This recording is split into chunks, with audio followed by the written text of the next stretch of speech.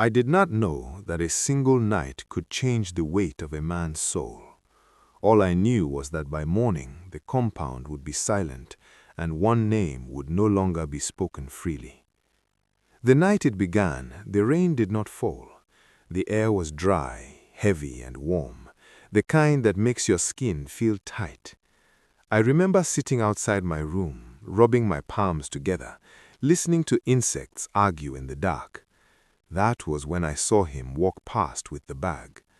It was a small leather bag, old and cracked, the kind elders keep close to their bodies. He held it too tight, like someone afraid it might scream. I knew then that something was wrong. My name is Chinedu. I was 26 at the time, old enough to know better, young enough to think silence could protect me. I was not the one who took what was not his, but I was close enough to watch it happen and close enough to suffer the echo. The man who carried the bag was called Okuri. He was not poor and he was not rich. He was just like many men in our village, strong, proud, restless. He talked often about how life had cheated him, how others moved ahead while he stayed in the same place. When men talked like that for too long, elders said the ground beneath their feet started to shift.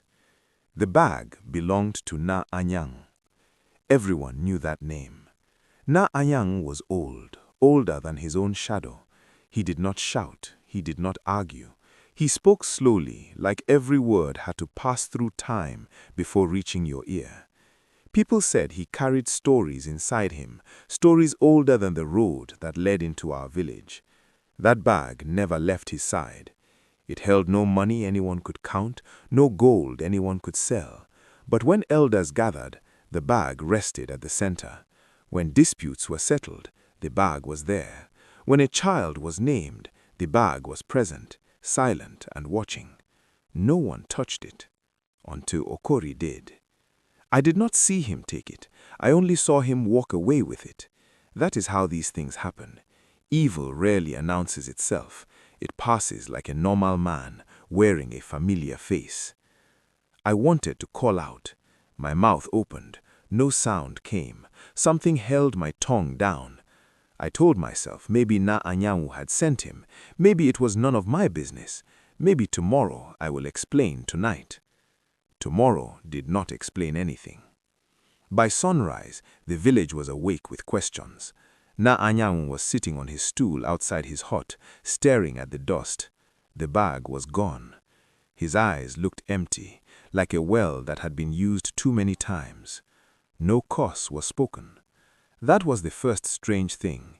If an ordinary man lost something, he would shout, he would accuse, he would call names. But Na Anyanwu said nothing. He only nodded when people asked him if the bag was missing. "It will return," he said once. "Everything returns." People laughed softly, uncomfortable laughs. Someone said maybe thieves had grown bold. Someone else said maybe the old man was losing his mind. I said nothing. That silence followed me like a shadow. Okori did not come out of his house that day or the next. When he finally appeared on the third morning, he looked heavier, like sleep had abandoned him. His eyes were red. His walk was uneven. People noticed. "You look tired," someone said. "I am fine," he replied too quickly. But he was not fine. From that day, things around Okori began to shift, slowly at first. His goat broke its leg without falling. His crops began to dry, even though rain touched the rest of our farms. He forgot simple things, names of people he had known since childhood, the path to places he had walked all his life. Still, no one connected it to the bag, except me. At night, I began to hear sounds, soft knocking far away, drums that stopped when I listened closely. Dreams came heavy and confusing. In one, I saw Okori standing in the middle of the square, shouting for help when no one could see him. I woke up sweating. One evening, I met him near the stream. He was alone, washing his hands again and again, like dirt refused to leave him. "Chinedu," his voice was thin, "you believe in old stories?" I did not answer. "They don't leave me," he continued, "even when I close my eyes." I wanted to ask him about the bag. My heart beat fast, but fear sat on my chest. "Maybe you should return what you took," I said instead, my voice low. He froze. For a long moment, he did not move. Then he laughed, a sharp sound that did not fit his face. "Return what?" he asked. I said nothing. That night, screams tore through the village. Not loud screams, but broken ones, like someone fighting something only they could see. We ran to Okori's house. He was rolling on the floor, shouting names no one recognized. "They are standing there," he cried. "Tell them to leave me alone." No wound showed on his body, but his eyes were wild. Elders came, herbs were tried, prayers were said. Nothing worked. At dawn, Na Anyanwu arrived, leaning on his staff. The crowd fell quiet. He looked at Okori for a long time.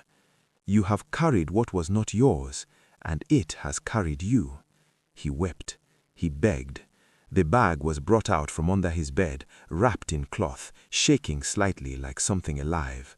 When Na Anyanwu touched it, the shaking stopped. Okori did not die that day, but he was never the same. Weeks later, he could walk again, he could talk again, but his pride was gone. His laughter never returned. He avoided people. Children stopped greeting him. As for me, the silence I chose that night never left my chest. I learnt that witnessing wrong and doing nothing ties your fate loosely to it. The bag returned to its place. Life moved on, as it always does. But sometimes, when the night is quiet and the air feels heavy, I still hear that soft knocking, reminding me that some things are older than excuses, and some debts are paid by those who only watched. After the bag was returned, the village pretended to breathe again. People went back to their farms. Women laughed at the stream. Children chased tires along the paths. From the outside, everything looked normal. But something thin had cracked, something you could not see unless you were paying attention. I was paying attention. Okori stayed indoors for many days after that night. When he finally began to come out, it was always early in the morning or late in the evening, when few people were around. He avoided the square. He avoided gatherings. It was as if he was afraid the ground might remember his feet. Sometimes our eyes met from a distance. He would look away first. I carried my own burden quietly. Each time I passed Na Anyanwu's hut, my chest tightened. He never asked me what I saw that night. He never accused me. That was worse.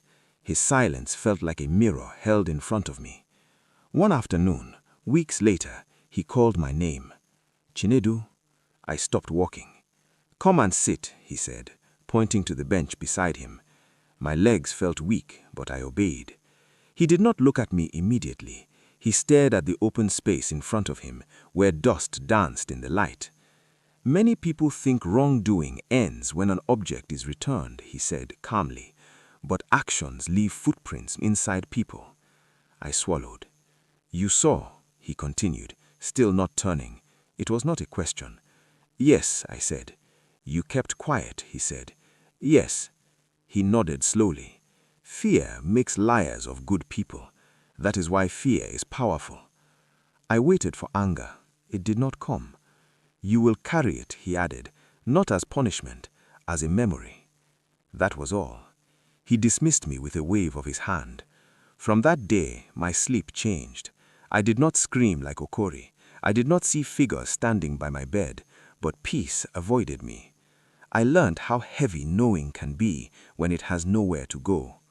The real damage did not show itself immediately. It never does. Months passed, then small things began to fail around Okori. Not loudly, quietly. Jobs slipped from his hands, agreements broke without clear reason. People who once trusted him now hesitated. No one said it was because of the bag, but everyone felt it. One evening, we sat together by accident at a burial. Okori looked older than his age. His shoulders curved inward, like he was apologizing to the air. "I wanted a shortcut," he said suddenly, not looking at me. I said nothing. "They said the bag held power," he continued. I thought maybe it could change my luck. Did it? I asked. He smiled without joy. It showed me who I really am. That night, I understood something simple and frightening. Some things don't destroy you at once. They wait until you're awake enough to feel it. Years later, Na Anyao died quietly in his sleep.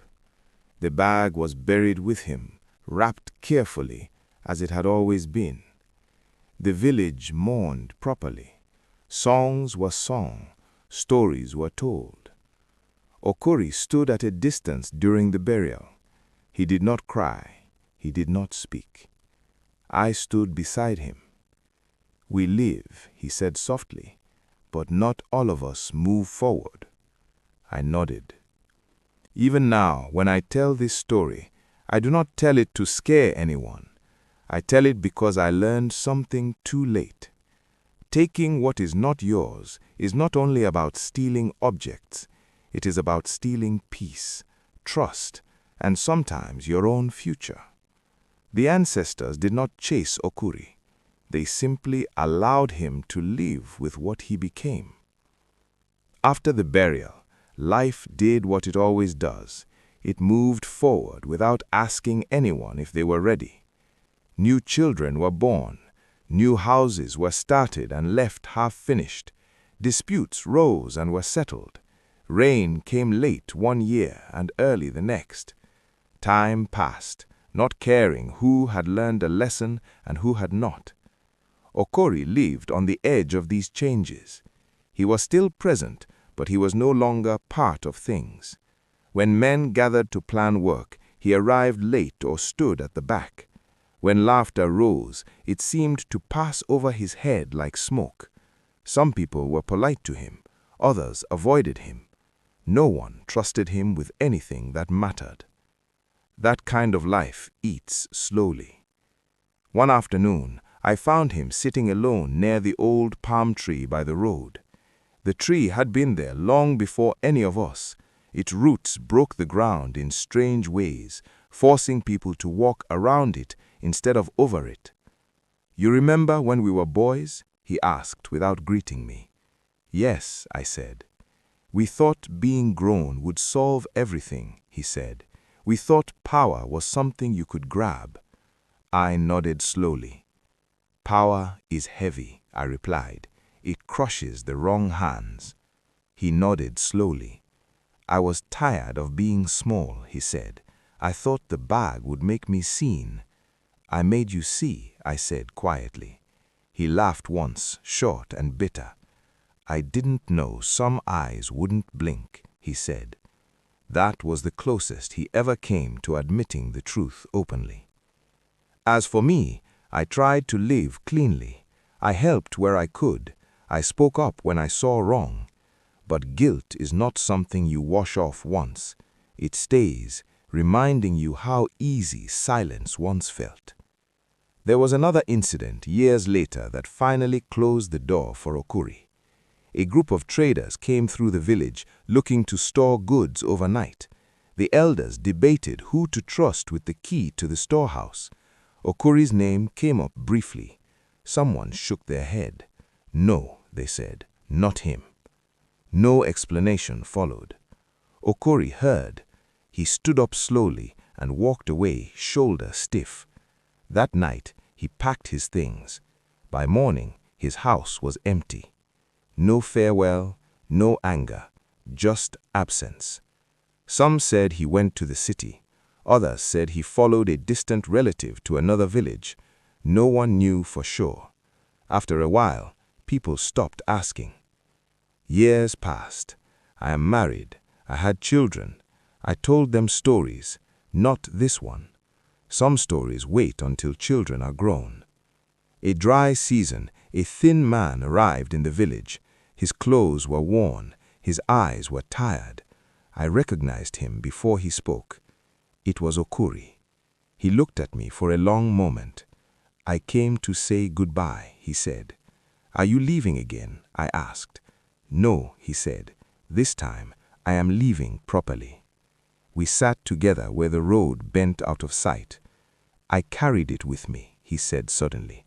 Carried what? I asked, though I knew. The moment, he replied, everywhere. I said nothing. Tell people the truth if you ever tell the story, he said. Tell them nothing chased me, nothing attacked me. I simply couldn't outrun myself. Then he stood up and walked away. I never saw him again. That is why I speak now, not to warn with fear, but to remind. Some things are not guarded by locks or threats. They are guarded by memory, respect, and the quiet agreement between the living and those who came before us. He took what was not his, and even after returning it, the ancestors did not forget. Neither did we. After Okori left the second time, the village did not change its rhythm for him. That was the hardest truth. Life did not pause to mark his final absence. It rarely does. But something began to change inside me. As my children grew, I watched how easily people excused small wrongs, a measure taken from a bag of rice, a lie told to avoid shame, a favor twisted for gain. Nothing big, nothing that seemed worth a fight. That was how it always started. Sometimes when disputes came before the elders, I noticed how quickly people defended themselves. I only took a little. It was not really his. I planned to return it. Each time I heard those words, my chest tightened. Years later, when I myself became one of the men people listened to, I remembered the bag. I remembered how quiet wrong can be. I remembered how loudly it echoes later. There was a season when food was scarce. A storehouse was broken into at night, not emptied, just reduced enough that no one would notice immediately. The thief was never found, but something strange followed. The man who kept the records began to forget numbers. The guard fell sick without clear cause. Arguments broke out over missing items that no one could prove existed. People grew suspicious of one another. Trust thinned. I said nothing publicly, but inside me something settled heavily. One evening, I walked alone to where Anyangu's hut once stood. The land was empty now, grass growing over where wisdom once sat. I stood there longer than I planned. I understood then that the ancestors did not need to punish anyone directly. All they needed to do was step back. When respect leaves, rot enters. That night, I dreamed of the bag. It was not shaking, it was not glowing, it was simply open, empty. I woke up before dawn, my heart pounding. In the years that followed, I watched men rise quickly and fall quietly. I watched families break apart over things too small to name later. I watched people protect themselves with excuses instead of truth. And each time, I saw Okori's face, not as he was before, but as he became. I never told my children his name. I only told them this: some things do not belong to us, even when we can reach them. Taking them does not bring fire from the sky. It brings distance between you and others, between you and yourself. Now, as I grow older, sleep comes lighter, nights are longer, silence speaks more clearly. Sometimes I imagine Okori lived long somewhere else. Sometimes I imagine he didn't.